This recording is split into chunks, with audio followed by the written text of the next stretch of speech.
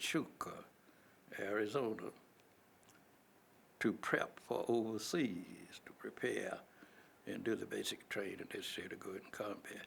And you had no black infantry soldiers in Europe at that time.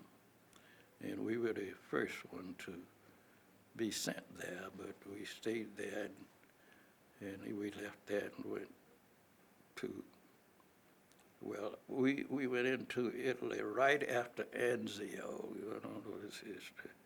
But Anzio Beach, just beyond Rome. The front line ran just below Rome, just above Rome then.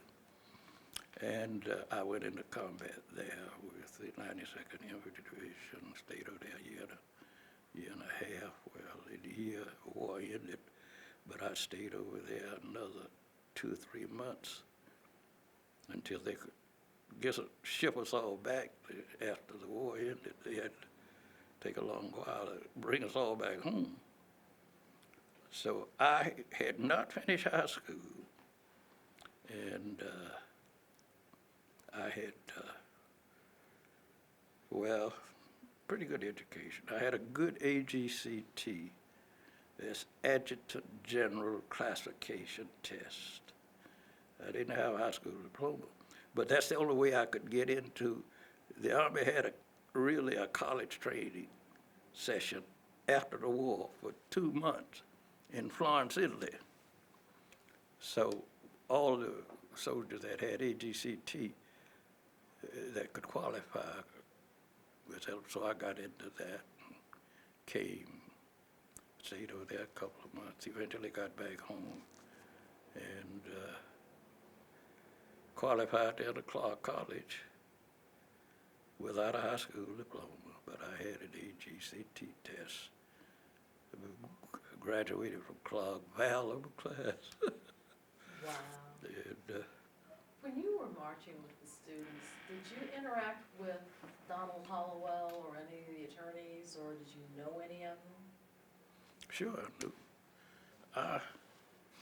Hollowell was, I served as an expert witness for Hollowell. Start that sentence again. Start that sentence again about how you know. Let me see now, I'm trying to, now you, Hollowell, I didn't work with him in the student movement, but I worked with Hollowell as a real estate appraiser after real estate movement, well, things had settled down. But I was one of his expert witnesses in condemnation cases. We had, you know, condemning black property all over town, and he was one of the attorneys that defended the black people and their properties, and he'd call on me as a witness. So I did act as a witness to Hollowell. Several times. Yeah. Do you know about how he got the money to pay all those student fines? Because there are a lot of students in jail, and that would have cost a pretty penny. Well, I must say, after I got out of the Army and got out of school, I went to University of Michigan, got an MBA, and I started teaching at Clark in 1950, I think it was. After teaching at Clark in 1950. My train of thought is lagging. I had a thought I wanted to present. We were talking about attorneys, we were talking about Hollowell. Yeah. And then you went to Michigan, and then from there you lost your train of thought. Yeah, I started teaching at Clark. And I got a real estate license in 1950, a real estate sales license with Tim Alexander Callaway Realty. Bill Callaway, you all have heard, Realty. I got a license with them, and I worked with them as a real estate agent too, 1950. And joined the Empire Real Estate Board. The Empire Real Estate Board, I used to be, I'm an old ex-president of the local chapter, the Empire here in Atlanta. I'm an active member. I'm an honorary president of the national. They made me an honorary president years ago. But the local chapter, I was one of the local presidents, me, Vickers, Callaway, Timmel. And, but during the student movement, Empire supported the real estate board chapter. You know, now we're out on Ashby Street, you know where we are now? And still going, doing the best we can. But we supported them, and we bailed out a lot of the students.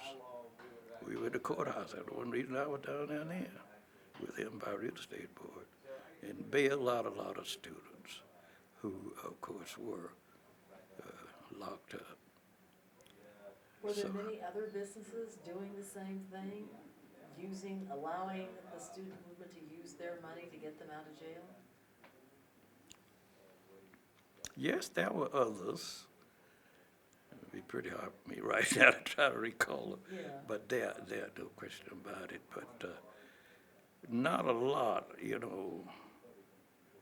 Black businessmen then were subject to all kinds of unfair charges, and even we used to lose. Just ask a man to let us sell his house or get a listing.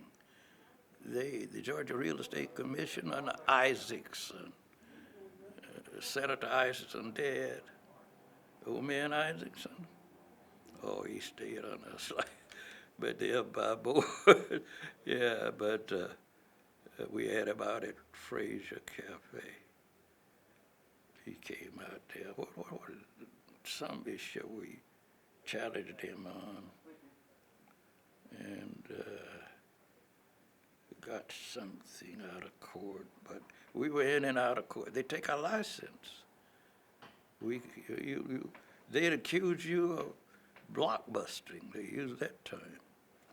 If you just even ask people if you could handle that property, white folk, your areas now, of course, Mosley Park all the way out on the street, and you know, the West End and all that, you know, we used to get listings, and try to get the listing, you ask people to sign listing agreements, and some of them would lure you into violating what they call the Blockbusting Act,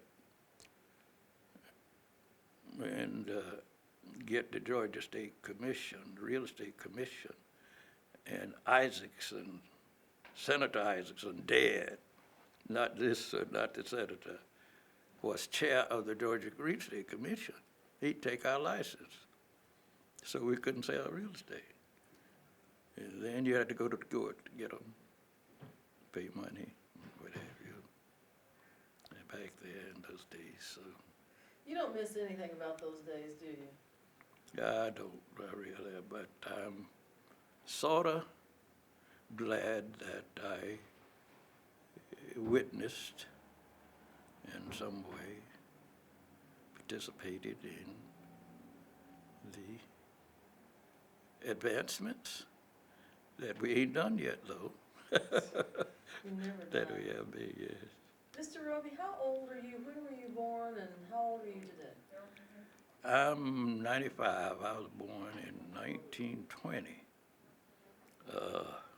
Baldwin County, and in a little shack on a sharecropper's plantation. My daddy was a sharecropper. There were 3 of us in the family. And so when you look at where you came from and where you are now, did you ever think you'd live to see the things that you are seeing now? Well, I think certainly, I don't know, young folk, they tend to dream and hope. And I don't know, I think I aspire to try to do better, make things a little better somewhere along the line. And I took, I think, whatever opportunities and investment I could to support and advance human rights, privileges, and what have you. And I don't regret too many of my things, but I got a few regrets. Yeah. We've covered most of the stuff that I wanted to talk about. Is there anything you've never had a chance to say on camera that you'd like to say now? I can't think. You had an old computer up here. Well, honey, let it chug. Just let it sit there and chug a little bit. That's fine. We've got plenty of recording space. I don't think I can. I'm scared I said the wrong thing. So There's no such thing as the wrong thing. Oh, you. No, but tell you what I tell everybody else. We edit out all the bad and we only use the good, because this is gonna go up on these markers. But the other thing too that I will tell you, what I've been telling everybody is, you hold wealth up here, and when you go away, it goes away with you. Yes. And so if there's ever a chance like now for you to share something, I mean, stories about the school that you shared with us, stories about the war, stories about not getting an education and coming out with an MBA. If you didn't share those, nobody would ever know them. Oh, If we couldn't record them, nobody else that comes